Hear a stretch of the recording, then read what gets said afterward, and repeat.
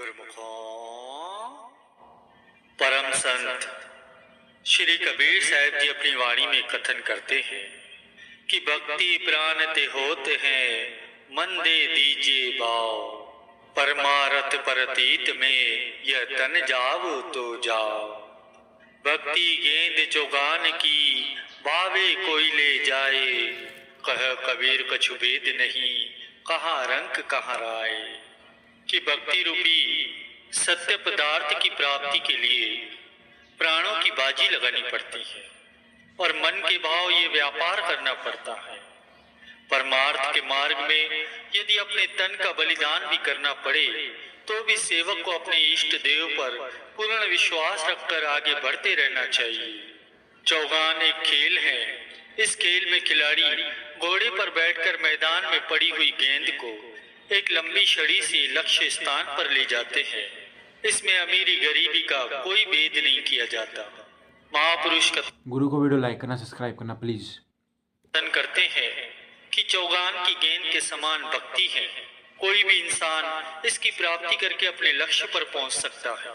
भक्ति मार्ग में इस बात का कोई भेद नहीं होता कि भक्ति अभिलाषी अमीर है या गरीब है। कहने का अभिप्राय ये है कि भक्ति के अनमोल संपदा को वही व्यक्ति प्राप्त कर सकता है जिसे अपने इष्ट देव संत सदगुरु पर पूर्ण विश्वास होता है। ऐसे ही करौली के एक छोटे से गांव में एक भोली भाली गरीब गुजरी रहा करती थी। वह ठाकुर जी की अनन्य भक्त थी। ठाकुर जी भी उससे बड़े प्रसन्न रहा करते थे। वे उसे स्वप्न में दर्शन देते और उससे कभी कुछ खाने को मांगते तो कभी कुछ खाने को मांगते।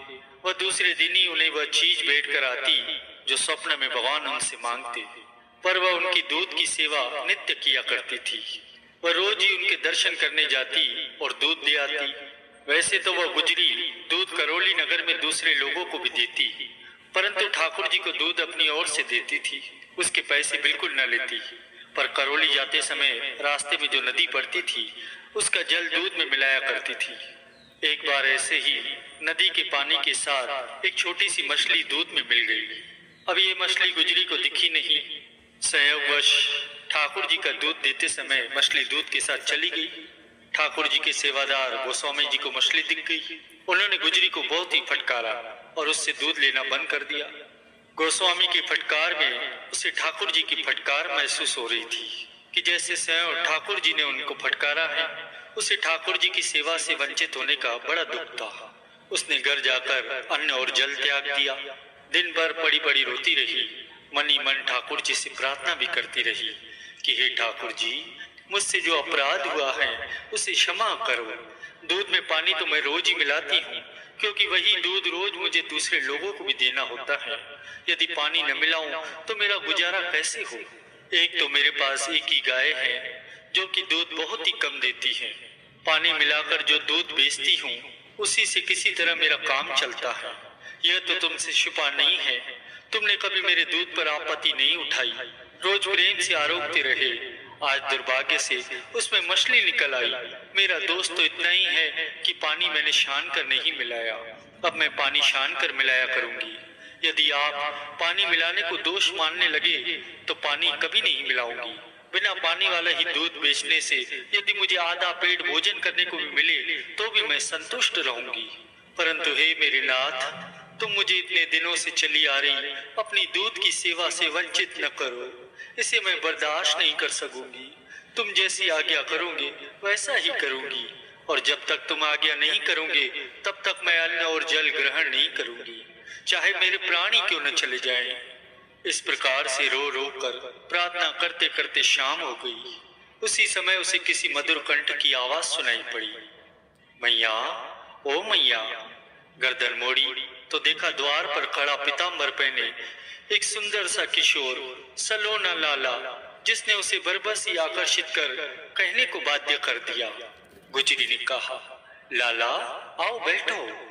लाला उसके पास आकर बैठ गया। गुजरी ने पूछा, लाला कहाँ से आए हो? तुम्हें तो पहले कभी नहीं देखा। लाला कहने लगा, मैया मैं ब्रज में रहता हूँ, ठाकुर जी के दर्शन के लिए आया हूँ। दर्शन करके कल सवेरे चले जाऊंगा। गुजरी कहने लगी, तो बताओ महाराज क्या सेवा करूं? सेवा कुछ नहीं, एक रात ठहरने को स्थान मिल जाए तो ठहर जाऊं। शौक से ठहरो महाराज, घर तुम्हारा ही है। लाला गुजरी के घर ठहर गए। गुजरी ने पूछा, बाबा भोजन क्या करोगे? मैया मैं तो दुग्धहारी हूँ, मैं दूध के सिवाय और कुछ नहीं लेता, दूध होए तो प्यार दे।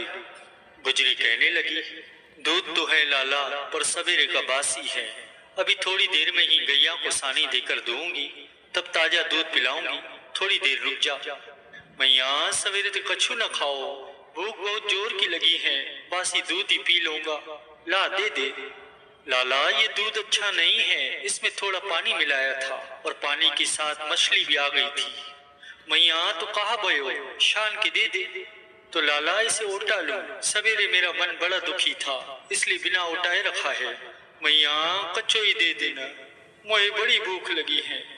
लाला की इतनी उतावली देख गुजरी ने झट दूध को शान कर उन्हें दे दिया। बाबा ने दूध पीकर तृप्ति पूर्वक गुजरी की ओर देखा और कहने लगा, मैया तेरा दूध तो बड़े ही स्वादिष्ट है। दूध पीकर लाला सो गए। गुजरी भी लेट गई, परंतु भूखी प्यासी थी, नींद कहाँ आने वाली। जाड़े के दिन थे। उसने सोचा लाला को ठंड लग रही होगी, उसने अपनी लुंगड़ी उन्हें ओढ़ा दी। अब गुजरी को रात के बाकी पहर में नींद आ गई। सपने में क्या देखा, ठाकुर जी ने दर्शन दिए हैं। ठाकुर जी स्वप्न में कहने लगे, दूध की सेवा के पीछे प्राण दे रही है, तेरी सेवा छूटी कब है? रोज मंदिर में दूध दे जाया कर, कल तो मैंने तेरे घर पर आकर दूध पिया है, दूध दे जाया कर रोज, वो स्वामी कुछ नहीं कहेंगे। और पानी मिलाती है तो क्या हुआ, वह जल्दी हजम हो जाता है, अब उठ भोजन कर। ठाकुर जी के स्वप्न में दर्शन पाकर गुजरी नींद से जाग गई। उठते ही सबसे पहले उसने लाला पर नजर डाली, पर लाला वहां नहीं था। अब तो उसे समझने में देर नहीं लगी कि लाला के रूप में ठाकुर जी ही आए थे दूध पीने। उसने उठकर जल्दी से खुशी खुशी 2 टिक्कड़ बनाए, गुड़ समेत मदन मोहन का भोग लगाकर आनंद से खाने बैठ गई। वह खाती जा रही थी और प्रेमाश्रु बहाती जा रही थी। थोड़ी देर में सुबह हो गई। अब हुआ क्या था, लाला अपना पिताम्बरी गुजरी के यहाँ छोड़ गए और लुंगड़ी साथ में ले गए। सुबह जब मंगला आरती के समय गोस्वामी जी ने उन्हें लुंगड़ी ओढ़े देखा तो वे आश्चर्य और चिंता में डूब गए। वे समझ गए कि ठाकुर जी ने जरूर कोई लीला की है, परंतु लीला का रहस्य समझ नहीं सके। थोड़ी देर में ही गुजरी आ गई और गुजरी के हाथ में ठाकुर जी का पीताम्बर था। गोस्वामी ने देखा कि गुजरी के हाथ में ठाकुर जी का पीताम्बर। उसने गुजरी से पूछा, ये पीताम्बर तेरे पास कहाँ से आया? गुजरी पीताम्बर देते हुए गोस्वामी से कहने लगी, गोसाई महाराज ये पीताम्बर ठाकुर जी मेरे घर पर छोड़ आए थे। और अब तो गोस्वामी जी सारा रहस्य ही समझ गए।